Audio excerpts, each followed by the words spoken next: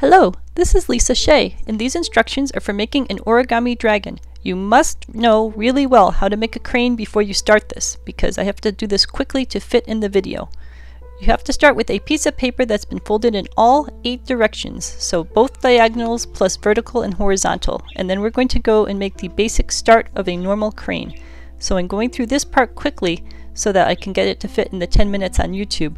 But you can pause and get your paper creased and then get it started into a normal crane shape. So these steps here are explained in slow detail in my slow crane videos.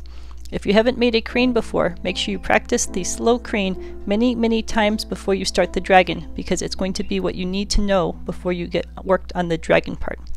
So this here is a normal crane base that you make when you make a crane. So we are going to now take the top triangle and fold the top triangle over in both directions. Everything we do is going to need very sharp creases for the dragon, because it's very important that the paper folds properly. We're going to fold the top tip down 1/3 of the way, and this especially must be a very strong crease. So I'm going to do it a couple times in both directions to get this to crease very well. It's very important that this part have a strong crease for the next part to work. So we're going to give this a sharp crease in both directions. What we're going to be doing here is making the back of the dragon a flat back instead of a tall pointy back. So we're going to open up the entire piece of paper, and you can see in the center of the paper is a small square where we just made that. What we're going to be doing is sinking this in. So you poke it inwards down towards the bottom of the paper, and now you're going to have to sit here and wiggle it around and around in circles for quite a while until you get it to sink in and get the 4 sides to come in together. The 4 corners are going to be outward, and the 4 sides are going to go inward at the center of each face of the square. So I'm not going to show all of it because it won't fit in 10 minutes, but you go around and around, you squish and you squish, you get the corners to move outward, you get the center of each side to go inward, and you end up with the top square being sunk inwards. So you can see that there how the corners are going out, the sides of the squares are going in, and that makes a sunk area at the top of the point for you. So we are back to a crane base again, just with the sunk top, and we've got the 2 wings which we're now going to fold up. So this is a regular crane move again. So if you're not familiar with this, make sure you go back and study the crane so that you're very familiar with the normal wing folding parts. So we've got the 2 wings of the dragon, which is the exact same as the 2 wings of the crane. And we've got the top wing part, and we got the bottom leg part. Now we're folding in the 4 sides of the leg. Again, exactly the same as when you do it with the crane. So each of the 4 sides goes into the center point. So again, this is exactly the same as the crane right here, with the 2 wiggly parts in the bottom. So what we're going to do now is some preliminary folds. We're going to fold the leg off to the side in a 90-degree angle. So give it a sharp crease in one direction at 90 degrees, the other direction at 90 degrees, and then the top layer we're going to fold over in half lengthwise. So we fold the very top layer over against the center and then undo that. So we're going to do this on all 4 sides. One direction 90 degrees, the other direction 90 degrees, and then fold the top over across the center line to the center middle point. So these are all just preliminary folds. Top one direction 90 degrees. Give these nice sharp creases because that'll be very important for the next stage of the process. And the top fold layer over to the center. And then the final one direction 90 degrees. Direction 2 90 degrees, and then the very top layer over to the center point. Now next part is going to be one of the most confusing parts of the dragon, so we're going to use a pen. You're going to have to expect to do this a couple times until you get the hang of it, so be okay with screwing up a number of times until you figure out how this works. I'm drawing guidelines on here. Underneath the first 2 fold lines is a 3rd fold line that moves at a sort of downward angle, and I'm drawing them in so you can see them better.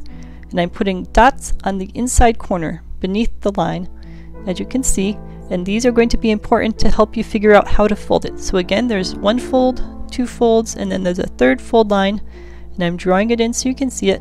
1 fold, 2 fold, and then the 3rd fold line, and then we put a little dot. and the dots will help us line up the next part. It is quite fine to use lines and dots for the first couple times you try the dragon. Fold over one of each of the layers, so you're seeing the inside layer that has the line across the middle, and then again take your pen and find beneath that is a line straight across, and then just beneath that are a pair of diagonal lines going out at an angle. So when you find these line areas, draw them in with your pen and then add in dots.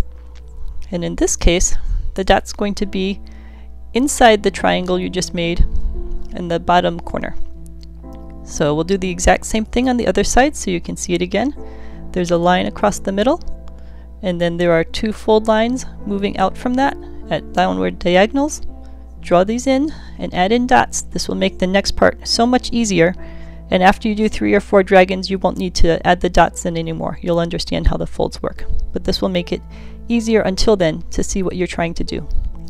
So fold it back around so it's in the normal crane configuration with the 2 legs at the bottom and the wings at the top. Now hold it sideways, so you got the dots over there and you're pulling them out sideways just like with a crane, and you're looking at the inside of the wing area. And now what you're going to be doing is wiggling and wiggling the paper and pushing inward on the 2 sides that are coming around. See where those dots are in the lines? You're getting all 4 dots to end up on the same little shelf. That's why the dots help with this process. You can see the dots are all in the shelf in a straight line, the 4 dots, and you keep pushing up slowly and wiggling and giving them little squishes so they fold in on the paper you've made, and you see that the dots get put on the inside part of this fold, and then the outside parts of the wings come around to go around the head. So we're going to do this again. Again, this is confusing. It's fine to have to do this a couple times to get the hang of it, and the sharp creases really help. So make sure you've made your creases as sharp as possible. So you want to fold around the 2 sides. You can see the 2 sides there with the dots. You push inward on those 2 sides, on those lines that you drew, and when you push inwards, it's going to fold around. Keep squishing and pulling up gently and pushing inward and squishing, and you'll see that it forms a little shelf there in the middle. The better you crease, the better this shelf will form for you, so make sure you've used sharp creases. So squish and wiggle and squish and push up, get the dots to line up, and then keep pushing up with the tail, and you'll see that the wings come around to fold around and that the tail ends up being in a straight line. So now you've got a head and a tail and wings. Take one of the wings, fold it down at a 45-degree angle and crease it. Fold it down the opposite way in a 45-degree angle and crease it. Nice sharp creases.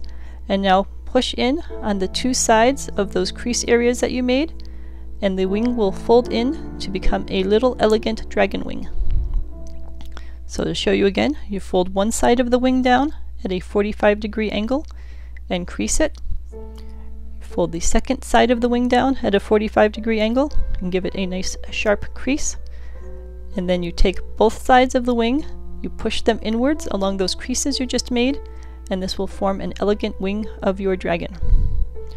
Again, I'm sorry I'm going a little quickly on this, but I've got a 10-minute limit, so I'm trying to get this to fit. So you see the finished dragon over there, how it's got the wings. Now we just have to do the head and the tail.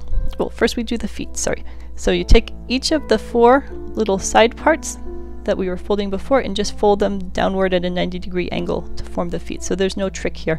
They just fold around, point down, and those become the feet for your dragon. So now your dragon has feet, and now the head and tail are exactly the same as when you make a crane. So you fold it up at a 90-degree angle, and then you do an inside fold so that the fold reverses around inside. Again, if this part is confusing to you, watch the crane video, because this is a standard part of doing a crane, and I go into it in great detail in the crane video. But for crane enthusiasts, this should be easy. You're just doing a regular crane head and a crane tail.